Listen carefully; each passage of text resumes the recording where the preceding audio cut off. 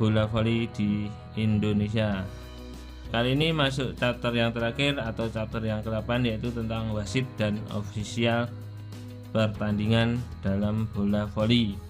Untuk memudahkan Anda menonton, saya sudah mengelompokkan peraturan bola voli dari part 1 sampai part 8 dalam sebuah playlist peraturan bola voli. Pastikan Anda menonton semua video-video saya dengan lengkap. Ya, mari kita saksikan. Yang pertama yaitu komposisi perangkat pertandingan. Yang pertama ada wasit 1 dan wasit 2, kemudian ada scorer dan ada 2 atau 4 hakim garis. Untuk kompetisi resmi, scorer harus memiliki 1 asisten scorer. Kemudian prosedur dalam suatu pertandingan, yaitu hanya wasit 1 dan wasit 2 yang boleh meniup peluit. Wasit 1 memberikan sinyal untuk servis atau memulai rally. Wasit 1 dan 2 boleh meniup peluit segera setelah melihat adanya pelanggaran. Jika wasit 1 yang meniup peluit, maka akan ditandakan dengan urutan sebagai berikut. 1. Tim yang memperoleh nilai atau tim yang melakukan servis. 2. Kesalahan yang dilakukan. Kemudian 3. Pemain yang melakukan kesalahan jika diperlukan. Jika wasit 2 yang meniup peluit, maka akan ditandakan dengan urutan sebagai berikut. 1. Kesalahan yang dilakukan. 2. Pemain yang melakukan kesalahan jika diperlukan. 3. Tim yang memperoleh nilai atau servis. Dalam kasus ini, wasit 1 tidak perlu mengode kesalahan atau pemain yang melakukannya, tetapi langsung tim yang akan melakukan servis. Jika terjadi double foul, kedua wasit melakukan 1. Kesalahan yang terjadi. 2. Pemain yang melakukan kesalahan.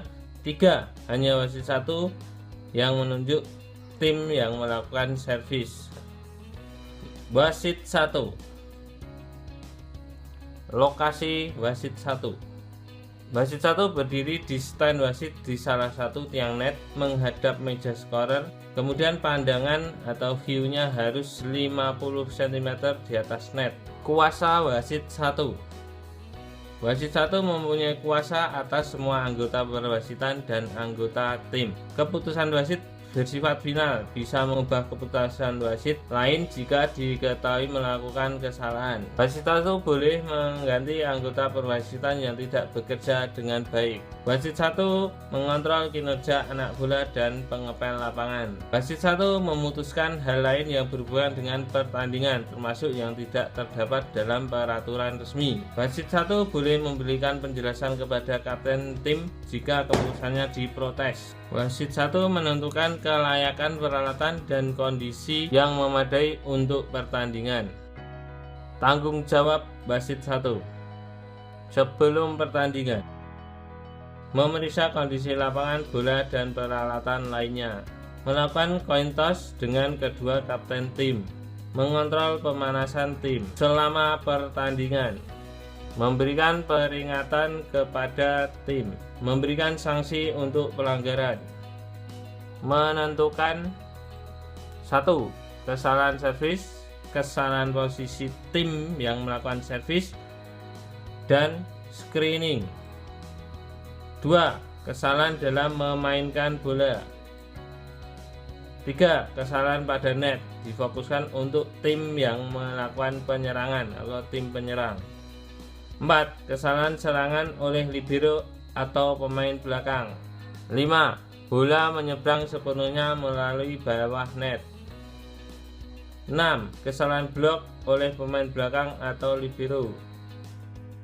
7. Bola menyeberang sebagian atau sepenuhnya melalui luar zona penyeberangan. 8. Bola servis atau sentuhan bola ketiga yang menyeberang melalui atas atau luar antena sisi lapangan. Akhir pertandingan, mengecek dan menandatangani skor sheet. Wasit 2. Lokasi wasit 2. Wasit 2 berdiri di luar zona bermain di dekat tiang net berlawanan dan berhadapan dengan wasit 1. Kuasa wasit 2. Wasit 2 bertugas membantu kinerja wasit 1. Wasit 2 mempunyai wewenang tersendiri. Jika wasit 1 tidak bisa melanjutkan tugasnya, wasit 2 boleh menggantikan tugasnya. Wasit 2 boleh menandakan kesalahan tanpa menipu peluit di luar wewenangnya, tetapi tidak boleh memaksakan keputusannya ke wasit 1. Wasit 2 mengontrol kinerja scorer, mengawasi pemain di bench dan melaporkan ke wasit 1 jika ada misconduct atau pelanggaran. Wasit 2 mengontrol pemain di area pemanasan. Wasit 2 mengontrol interupsi reguler, durasinya, dan menolak permintaan yang tidak sesuai aturan. Wasit 2 mengontrol jumlah timeout dan pergantian pemain setiap tim dan melaporkan pergantian ke-5 dan ke-6 timeout kedua kepada wasit 1 dan pelatih tim bersangkutan. Memperbolehkan pergantian khusus atau waktu 3 menit untuk pemulihan jika ada pemain yang cedera. Mengecek kondisi lantai terutama zona depan, juga mengecek kondisi bola selama pertandingan. Mengontrol pemain di penalti area dan melaporkan ke wasit 1 jika ada misconduct atau pelanggaran. Tanggung jawab wasit 2. Sebelum setiap set dan saat pertukaran lapangan di set ke-5, wasit 2 mengecek posisi pemain di lapangan apakah sesuai dengan line up sheet. Selama pertandingan, memutuskan memberi tanda meniup peluit saat 1. Pemain menyeberang ke lapangan lawan. 2. Kesalahan posisi oleh tim yang melakukan receive. 3. Kesalahan pemain pada net terutama pada tim yang bertahan atau yang melakukan blok. 4. Kesalahan blok dan serangan oleh pemain belakang atau libero. 5. Bola menyentuh objek luar. 6. Kontak bola dengan lantai saat wasit 1 tidak dapat melihat dengan jelas. 7. Bola sebagian atau sepenuhnya menyeberang di luar zona penyeberangan dan kontak dengan antena di sisi lapangan. 8. Bola servis atau bola sentuhan ketiga yang melewati atas atau luar antena di sisi lapangannya. Akhir pertandingan, mengecek dan menandatangani score sheet. Masuk ke scorer. Lokasi scorer. Scorer duduk pada meja scorer pada sisi berlawanan dan menghadap wasit 1. Tanggung jawab scorer. Scorer bertugas mengisi score sheet sesuai dengan peraturan, bekerja sama dengan wasit 2, memberi sinyal dengan buzzer sesuai dengan tanggung jawabnya, sebelum pertandingan dan sebelum setiap set, mencatat data pertandingan dan tim termasuk nama dan nomor libero sesuai prosedur, dan meminta tanda tangan kapten dan pelatih tiap-tiap tim, mencatat starting line up setiap tim sesuai dengan line up sheet. Selama pertandingan, mencatat poin yang dicetak. 2. Mengontrol urutan servis setiap tim dan segera memberitahuan kepada wasit jika ada kesalahan setelah melakukan servis. 3. Kuasa untuk menanggapi dan mengumumkan permintaan pergantian pemain menggunakan buzzer. Mengontrol nomor pemain bersangkutan, mencatat pergantian dan timeout, dan menginformasikan ke wasit 2. 4. Memberitahukan kepada wasit jika ada permintaan interupsi reguler yang tidak sesuai urutan. 5. Memberitahukan kepada wasit akhir tiap set dan nilai 8 pada set ke-5. 6. Mencatat misconduct atau pelanggaran, peringatan, sanksi, dan permintaan yang tidak sesuai. 7. Mencatat kejadian-kejadian lain yang diinstruksikan oleh wasit 2, contohnya pergantian khusus, waktu pemulihan, dan lain-lain. 8. Mengontrol interval antar set. Akhir pertandingan, mencatat hasil akhir. Jika terjadi protes setelah izin wasit 1, menulis atau mengizinkan kapten tim menulis pernyataan mengenai protes terkait pada score sheet. Menandatangani score sheet dan meminta tanda tangan kepada kapten tim dan wasit 1 dan 2. Asisten scorer.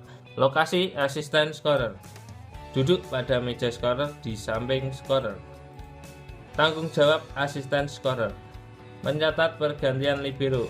Membantu tugas administratif scorer. Jika scorer tidak bisa melanjutkan tugasnya, maka asisten scorer akan menggantikannya. Sebelum pertandingan dan sebelum setiap set. Menyiapkan libero control sheet. Menyiapkan score sheet cadangan. Selama pertandingan, mencatat secara detail pergantian libero dan penunjukan libero. 2. Memberitahukan kepada wasit kesalahan pergantian libero menggunakan buzzer. 3. Memulai dan mengakhiri waktu technical timeout. 4. Mengoperasikan papan skor manual di meja scorer. 5. Mengecek apakah papan skor sesuai. 6. Jika diperlukan mengisi score sheet cadangan dan memberikannya ke scorer.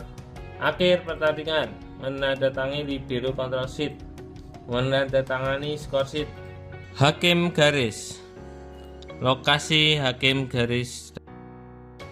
Jika hanya 2 hakim garis, mereka berdiri di kanan tiap-tiap wasit 1-2 meter di pojok lapangan. Mereka mengontrol garis belakang dan garis samping di sisinya. Untuk kompetisi resmi diwajibkan menggunakan 4 hakim garis berada di tiap pojok lapangan 1-3 meter di perpanjangan tiap garis yang diawasi. Tanggung jawab hakim garis. Hakim garis bertugas menggunakan bendera 40 x 40 cm untuk menandakan 1. Bola masuk atau keluar setiap ada bola yang jatuh di dekat garis yang mereka awasi. 2. Bola keluar yang menyentuh pemain bertahan. 3. Bola servis, bola sentuhan ketiga yang menyeberang lewat luar antena. 4. Pemain kecuali server yang kakinya di luar lapangan saat sedang dilakukan servis. 5. Kaki server yang menginjak garis. 6. Kontak pemain dengan antena. Hakim garis harus mengulangi tanda saat wasit 1 meminta. Ya, demikianlah peraturan bola voli chapter yang terakhir atau chapter yang ke-8, yaitu tentang wasit dan perangkat pertandingan.